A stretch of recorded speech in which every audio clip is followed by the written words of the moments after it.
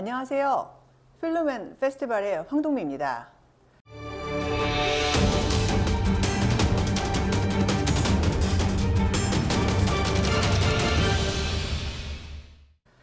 참 어려운 시기입니다. 답답하고 어려운 일이 참 많지요. 이 영상이 올라갔을 즈음에는 헌법재판소에서 판결이 있기를 바랍니다. 그런데 판결이 났다고 그 다음부터 불행 끝 행복 시작 이렇게 되지는 않겠죠.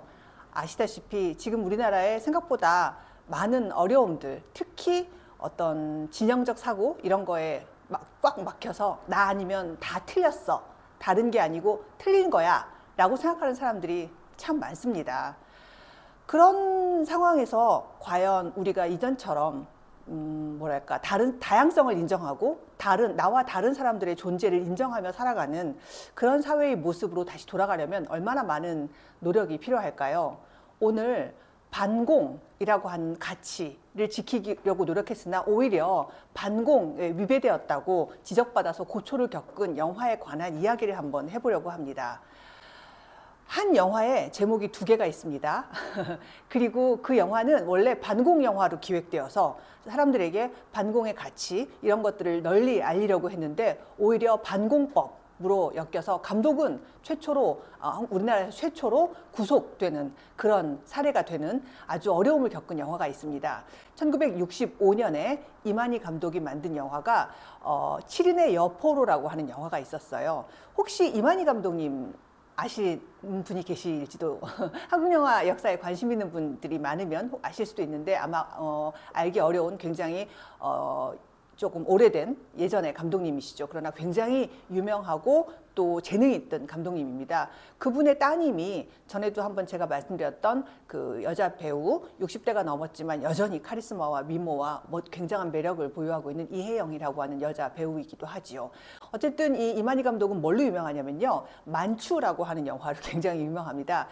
이만희 감독님의 만추는 1960년대 만들어졌어요. 그래서 당대에 굉장히 큰 화제작이었고 상도 많이 받았고 흥행도 하고 그랬는데 불행하게도 작품이 소실됐습니다. 그래서 지금 그 원본을 본 사람들은 있지만 후대 사람들은 못 봤고요. 재밌는 건 이 영화가 워낙 잘 만들어졌다 보니까 계속해서 리메이크가 됐어요. 그래서 1975년에 김기영 감독님이 육체의 약속이라는 제목을 한번 리메이크를 했고요. 또 1982년도에 김수용 감독님께서 똑같은 제목 만추라고 하는 제목으로 또 리메이크를 했고 2010년도에 그 유명한 그 김태용 감독이 탕웨이 배우와 만난 영화 만추 역시 이 작품의 리메이크이기도 하고 그렇죠. 이렇게 굉장히 한국 영화사에 흔치 않은 족적을 남긴 감독님이신데 이 감독님은 또 다른 면에서 흔치 않은 역사의 기록이 되었는데 그게 바로 우리나라 영화에서 최초로 반공법 위반으로 그리고 감독이 구속되었던 사건의 주인공이라고 하는 거죠. 그래서 제가 오늘 이 이야기를 왜 하냐면 앞서 말씀드렸던 것처럼 어떤 나와 다른 것을 다르다고 느끼지 않고 틀렸다라고 하는 사고방식, 편협한 사고방식이 불러왔던 표현의 자유를 억압했던 한 사례, 역사적 사례 이런 면에서 이제 여러분들에게 그 이야기를 한번 해드리려고 합니다. 1963년도에 일단 1960년대는요 지금하고 달라요. 지금은 영화를 만들고 나서 이 영화가 상영되기 전에 등급 분류라고 하는 걸 봤죠. 연령에 맞게 등급을 분류를 해주는 거죠. 이거는 사실은 검열과는 다른 겁니다. 1960년대는 검열이 있던 시기예요. 검열은 뭐냐면 권력을 가진 국가기관에서 이 작품을 이런 내용을 잘라라, 이런 내용을 넣어라 라고 창작자의 창작의 자유에 반하는 내용일지라도 그거를 관철시켜내는 그런 활동을 했던 게 일종의 국가검열이라고 하는 것이 권력에 의한 문화 창작에 대한 탄압이었던 거죠. 이제 그랬던 시기였는데 1963년도에 돌아오지 않는 해병이라고 하는 전쟁 배경에 휴머니즘 가득한 반공 영화를 이만희 감독이 만들고 흥행으로 그리고 비평적으로도 대단한 성공을 거둡니다. 그러면서 이런 작품을 한 번 더 만들겠다라고 하는 생각을 해서 새로운 전쟁 소재의 영화를 하나를 기획을 합니다. 이제 줄거리가 어떻게 되는 거냐면요. 전쟁이 나면서 났는데 이 한국전쟁이죠. 한국전쟁에서 여성포로 7명이 북한군에게 잡힙니다. 근데 이 중에 4명은 군인이고 여성 군인이고 그 다음에 3명은 민간인인데 그 중에 이제 우리가 소위 말하는 그 미군을 상대로 한 매춘 여성, 즉 양공주라고 불리던 여성까지 포함한 민간인 3명 이렇게 7명이 잡혀요. 이 7명을 수송하던 북한군들이 중공군에게 습격을 받고 중공군들이 이 여성들을 이제 겁탈하려고 하는 것들을 막아서면서 그 과정에서 서로 간의 어떤 인간적 동질감 이런 걸 느끼면서 다행히도 이 북한군들이 남한으로 귀순을 하게 된다. 줄거리만 보아서는 이 영화는 누가 보아도 반공 정신에 투철한 영화라고 볼 수가 있겠죠. 그래서 이 영화를 이제 1963년도에 사전에 제작 신고를 합니다. 그리고 정부에서도 당연히 허가를 해주고요. 다음에 이제 1년 지나서 64년도에 영화가 완성이 되죠. 그래서 64년 12월 7일에 완성된 영화를 당시에 공보부에서 영화 검열을 했습니다. 공보부는 지금으로 치면 아마 문화부랑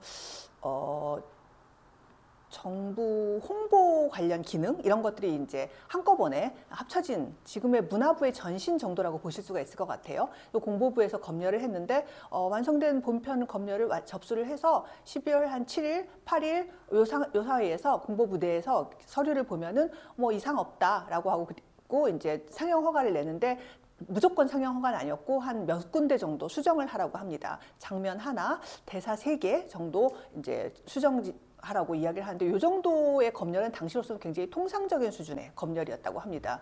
그런데 12월 10일 날 갑자기 중앙정보부에서 지금으로 치면 뭐 국정원 뭐 이렇게 볼 수가 있겠죠. 어쨌든 중앙정보부에서 갑자기 이 내용 아니다라고 하면서 상영 허가를 보류하라라고 이제 공보부로 연락이 오는 거죠. 그래서 공보부에서 국정원에서 그러니까 그럼 한번 보류를 합니다. 그리고 보류하고 나서 국정원과 그 다음에 당시 이제 중앙공보부죠. 중앙공보부랑 공보부에서 안 되겠다. 상영 허가를 이제 지금 완전 취소까지는 가지 않고 보류한 상태에서 갑자기 검찰에서 기소를 합니다. 법원에 기소한 내용이 이제 4가지였는데 하나는 민족주의가 너무 상투적이다, 감상적이다. 그 다음에 국군이 왜 이렇게 무기력하게 묘사되었냐. 다음에 북한군이 너무 잘생겨서 북한군을 찬양한 거다. 북한 괴뢰군을 찬양한 거다. 그 다음에 아까 이제 양공주 캐릭터가 있었다고 했죠. 이 양공주가 여성에게 그러니까 미군에게 학대받았다라고 하는 언설이 있는데 그 대사가 사실 과장되었고 우리에게 그 중요한 미군을 모독한 거다. 이런 4가지 이유로 기소를 했습니다. 그리고 감독도 구속 신청을 했죠. 첫 구속 신청에서는 이제 법원에서 영장 발부를 기각해서 구속이 안 됐지만 2월 달에 다시 구속 신청을 했고 이마디 감독이 구속이 됩니다. 그리고 한 40일 동안 구속되었다가 3월에 풀려나고요. 실제로 이 내용 자체는 그로부터 1년간 법정 공방을 거친 끝에 선고유예라고 하는 판결로 가서 거의 흐지부지 됩니다. 그런데 이 상황이 되게 우스운 게 그 사이에 영화계랑 공보부에서는 나름대로 이제 이런 그 검찰의 지적 상황이 사실은 아무리 해도 그 국민들의 통상적인 사고 수준에서 크게 벗어나지 않고 예술 창작의 자유에 비추어 봤을 때 문제되지 않는다라고 하는 의견을 제시를 하지만 그 중앙정보부에서 아주 강력하게 부정을 하고 그 내용을 검찰에서 받아서 계속 기소를 유지를 하지요. 근데 어쨌든 영화를 제작한 제작사에서는 만들어 놓고 이 영화를 묵힐 수가 없으니까 검열을 통과를 해서 개봉을 해야 되니까 지금 상영 허가가 보류된 상태를 해결하기 위해서 영화를 편집을 시작을 합니다. 그래서 일종의 이제 검열에 맞게 영화를 만신창이를 만들죠. 그래서 화면 씬을 한 10개 정도, 10개 씬을 버리고 그 다음에 북한군들이 남한으로 이제 귀순을 하는 장면을 모의하는 장면을 새로 촬영해서 편집해서 집어넣고 씬을 추가를 하고 대사를 한 100개 정도 쳐냈다고 합니다. 그러니까 영화 내용이 과연 연결이 될까요? 게다가 제목도 돌아온 여군, 그러니까 포로라고 하는 느낌이 너무 이제 안 좋다고 생각을 한 거겠죠. 그래서 돌아온 여군이라고 하는 이름으로 이제 제목을 바꾼 거죠. 그래서 하나의 영화에 결국은 2개의 제목이 된 거고 영화 내용도 완전히 바뀐 거죠. 그래서 뭐랄까요, 다른 영화 그러나 같은 영화라고 할 수도 있는 이런 영화가 이제 개봉이 됩니다. 그래서 그 다음에 65년 7월 그 30일 날 이제 개봉을 하게 되고요. 개봉할 때 근데 흥미로운 건 또 여기에 이제 제작사는 이 영화가 뭐랄까 상영 금지가 되었던 적이 있었다. 그래서 그거를 이렇게 다시 그 상영검증 되었던 영화가 개봉되었다라고 하면서 뭔가 묘하게 이 영화에 그 금기된 어떤 게 있는 것 같은 그런 자극적인 선전 문구와 함께 개봉을 하기도 하는 아이러니도 있었죠. 여러 가지 역설인 거죠. 누군가에게 반공의 정신과 그거를 되게 아름답게 묘사한 작품이 누군가에게는 반공에 어긋난다. 반공법에 위배된다. 라고 하는 판단을 하고 또 누군가는 그거를 상업적으로 이용하기도 하고 하는 다양한 어떤 이야기들이 지금 이 작품을 둘러싼 스토리에서 보여지는 거죠. 물론 그래서 이 작품이 뭐 감독님의 대표작으로 자리 잡고 그러진 못했어요. 그다지 크게 좋은 결과로 나오지 못했고요. 국가가 보유하고 있는 어떤 폭력이라고 하는 걸 우리 모두가 다 인정을 하고 일정하게 합의된 폭력이라고 하는 걸 행사하는 게 공권력이죠. 그런데 이 공권력이 얼마큼 합리적인가라고 하는 생각을 우리가 좀 한번 해봐야 될 필요도 있고요. 또한 아까도 말씀드렸던 것처럼 나와 다른 생각을 하면 그것은 틀린 것이다 라고 하는 생각도 지금 만연한 시점에서 어떤 나와 다른 생각을 가진 사람들을 힘 있는 자들이 그것을 힘으로 눌러서 파괴를 하려고 들면 그것이 결과적으로는 우리들의 표현의 자유, 사상의 자유, 그리고 나를 그 드러낼 자유 이런 것들을 억압한다라고 하는 한 사례를 이미 70년 전, 우리 사회는 충분히 겪었다는 거죠. 그리고 그런 비극적 어떤 결과들로 파괴된 표현의 자유 이런 것들을 우리가 그동안 꾸준히 지키려고 각종 어려움을 겪으면서 노력해온 결과가 오늘의 우리 영화 산업이고 우리 영화 문화인 거죠. 그런 의미에서 봤을 때 오늘의 우리가 처한 이 상황들, 진영 논리에 아주 모두들 가로막혀 있고 나와 다른 모습을 절대로 인정하지 않는 이런 태도들이 우리가 누리고 있는 현재의 표현의 자유에 얼마큼 위험한지 하는 생각들을 한번 해봤으면 좋겠고 이런 표현의 자유를 누려서 우리가 소위 말하는 K컬처 혹은 뭐 K문화 이런 것들로 세계인들과 지금 함께 즐기고 있는 이 상황이 어떻게 지금 위험에 처해 있는지 이런 것조차 같이 안타까워하는 의미에서 오늘 한번 이 이야기를 해봤습니다. 이런 과거 자료를 살펴보는 거 생각보다 쉽습니다. 저도 한국영상자료원의 학예연구팀에서 연구한 자료를 지금 오늘 소개를 해드리는 거고요. 이 자리를 빌어서 연구자분들께 감사를 전하고 싶고요. 한번 오늘 우리 그 청취자분들도 이런 이야기 한번 생각을 해보시면서 또 그거를 오늘의 현실에 한번 비추어 보면서 그런 시간을 한번 가져봤으면 합니다. 이 영상이 업로드 되었을 때 우리가 다음번 과제로 한 단계 나갈 수 있는 시기가 되기를 기대하면서 오늘 이야기를 마치도록 하겠습니다. 감사합니다.